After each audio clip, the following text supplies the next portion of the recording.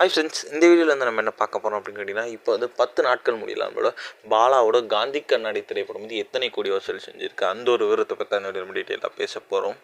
இப்போ நம்ம விஜய் டிவிலேருந்து வந்து இப்போ வந்து சினிமாக்குள்ளே என்ட்ரி கொடுத்து இப்போ ஒரு ஹீரோ வளர்ந்துருக்கா நம்ம கேபிவி பாலா.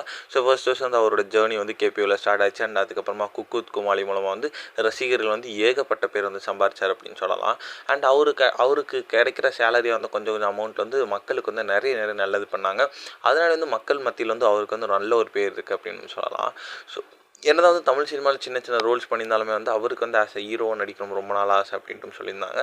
ஸோ அதனால வந்து காந்தி கண்ணாடி திரைப்படத்தில் வந்து அவருக்கு வந்து ஒரு சான்ஸ் கிடச்சிது நம்ம ஷெரீஃபோட இயக்கத்தான். அண்ட் திரைப்படம் வந்து வேறு லெவலில் இருக்குது அப்படின்றதா சொல்லப்படுது. ஸோ அறிமுக ஹீரோக்கு இவ்வளோ பெரிய ரெஸ்பான்ஸும் கிடைக்குது அப்படின்றது ரொம்ப பெரிய விஷயம் அப்படின்னு சொல்லலாம். ஸோ மக்கள் வந்து ரொம்பவே இந்த திரைப்படத்தை கொண்டாடிட்டு இருக்காங்க அப்படின்னு சொல்லலாம். இன்னுமே வந்து இந்த திரைப்படம் வந்து தேட்டரில் வெற்றிகரமாக ஓடிட்டுருக்கு.